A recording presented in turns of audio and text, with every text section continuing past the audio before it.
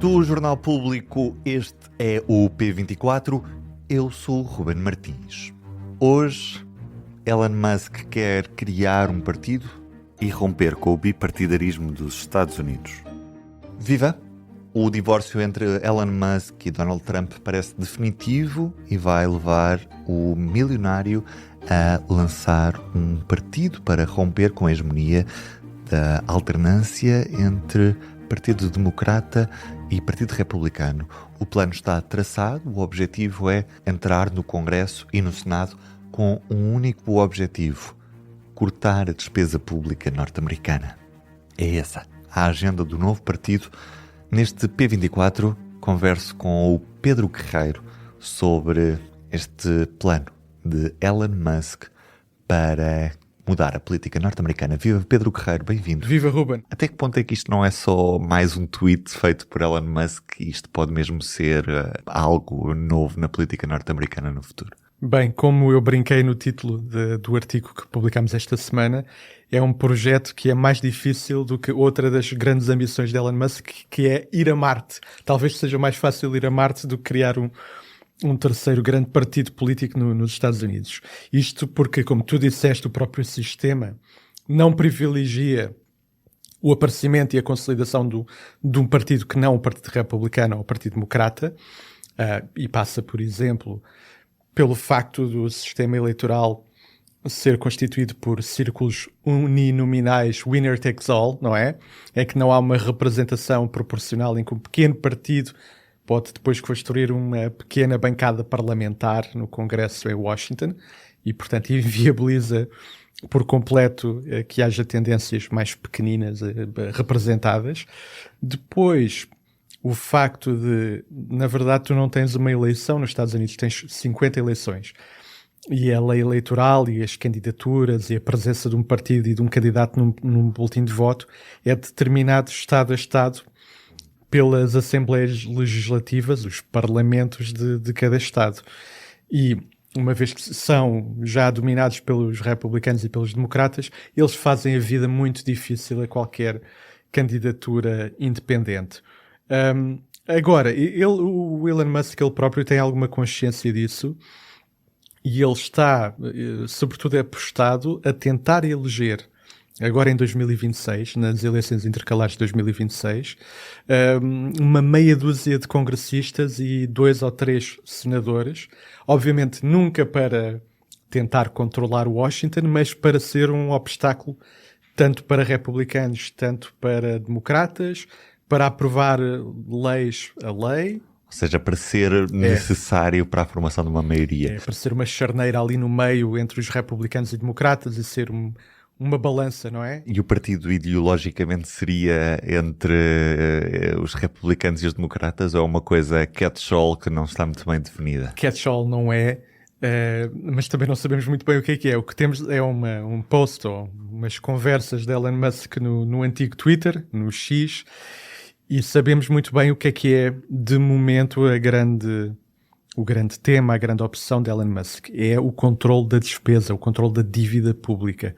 E essa é uma das razões pela qual ele novamente rompeu com Donald Trump na semana passada, com a aprovação da chamada Big Beautiful Bill, o orçamento de Estado, por assim dizer, norte-americano, que aumenta exponencialmente a dívida dos Estados Unidos, porque ao mesmo tempo que baixa impostos, sobretudo aos norte-americanos mais ricos, está a aumentar muito a despesa, sobretudo a nível militar, de segurança, com grande destaque para o combate à imigração, e há ali um desequilíbrio orçamental que aumenta brutalmente o endividamento norte-americano, o que é paradoxal, porque os republicanos tinham a fama de serem da disciplina orçamental, e com Trump deitaram isso tudo borda fora e estão a aumentar a dívida. Elon Musk, ele defende que isto é talvez a maior ameaça para os Estados Unidos, este crescimento da dívida e para as gerações futuras,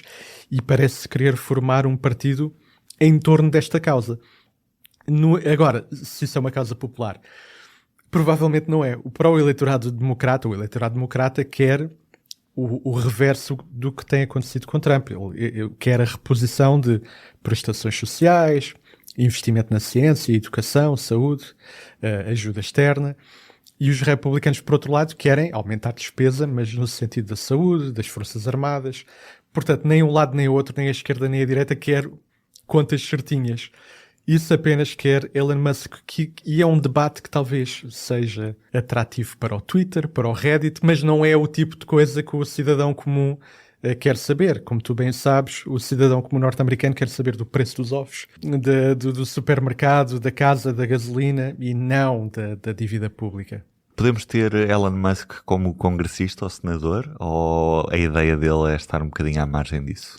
Eu acho que ele quer estar à margem, quer dirigir através dos bastidores. Provavelmente o que ele vai fazer é patrocinar candidaturas de alguns republicanos rebeldes que, aliás, na semana passada voltaram a ser um empecilho à aprovação da Big Beautiful Bill, como, por exemplo, o congressista do Kentucky, Thomas Massie, que é um dos tais falcões fiscais, um dos tipos que defende de forma muito veemente o controle da despesa pública. São uma ultra-minoria neste momento no Partido Republicano. A coisa vai passar mais por aí. Elon Musk vai utilizar o seu músculo financeiro para apoiar candidaturas de 2 ou 3 rebeldes dentro do Partido Republicano, e isso é que eleitoralmente pode ser interessante.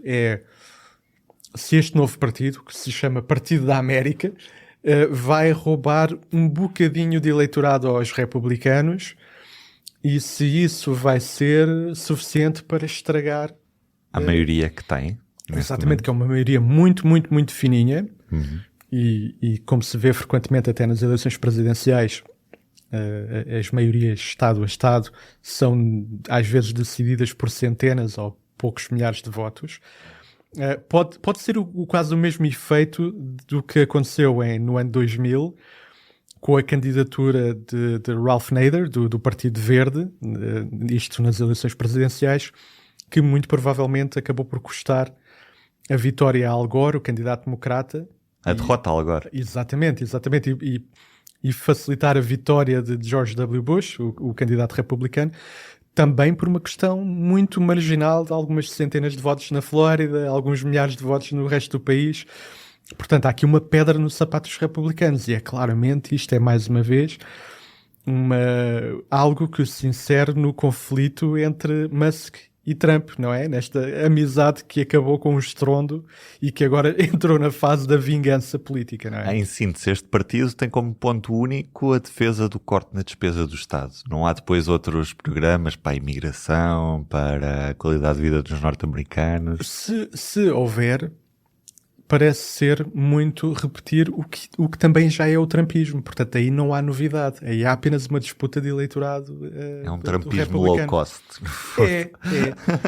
Com as devidas distâncias. Eu não estou a comparar uma situação à outra, mas só para facilitar um pouco a análise.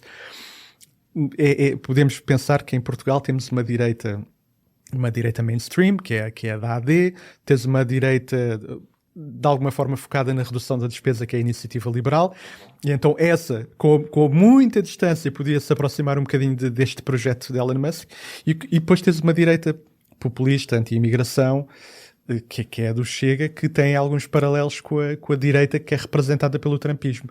Portanto, é quase aqui uma espécie de rivalidade entre uma direita mais liberal, focada num Estado pequeno, e uma direita mais chegana, entre aspas, focada no controle da imigração e no combate a outras causas que são simpáticas à maior parte dos partidos democratas.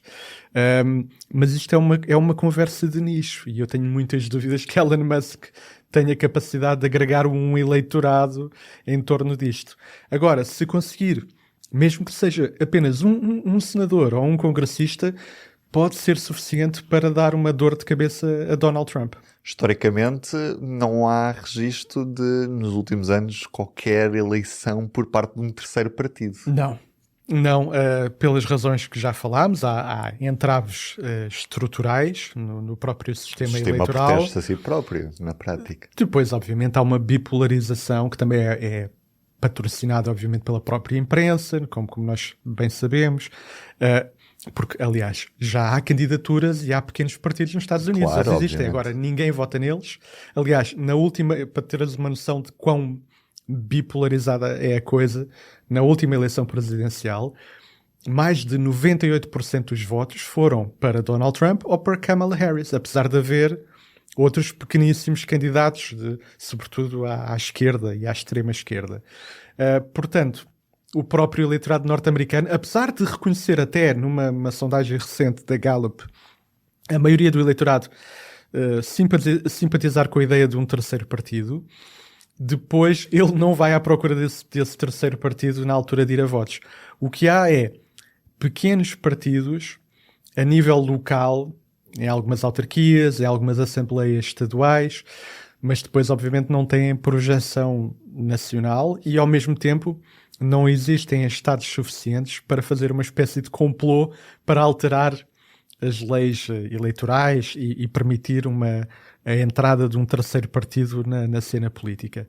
Até porque isso custaria muito dinheiro e dinheiro parece que neste momento o Elon Musk é que o tem. Assim, pronto para isso gastar. pode ser interessante. De facto, aparece agora uma terceira via com um músculo financeiro por trás.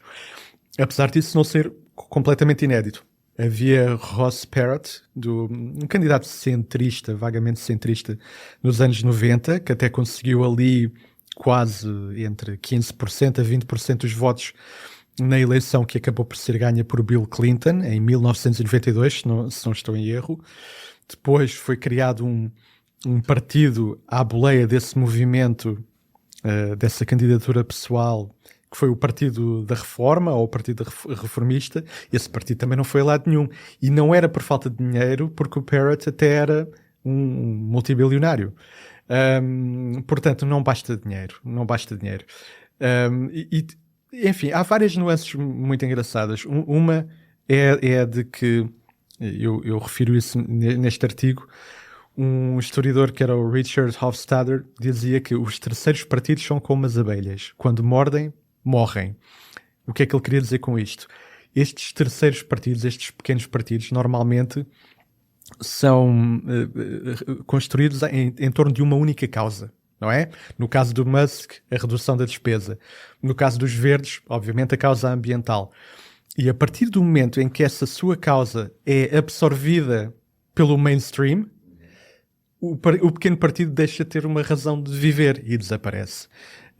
Portanto, até esta própria orgânica, esta dinâmica dos partidos grandes de funcionarem como big tendas grandes e absorverem as causas novas que vão aparecendo, prejudica muito qualquer intenção, qualquer plano de um terceiro partido tentar apresentar-se como alternativa no quadro norte-americano. Um abraço, Pedro Guerreiro. Um abraço. Semanalmente pode ouvir o podcast Fogo e Fúria, em que converso com o Pedro Guerreiro sobre a atualidade política norte-americana.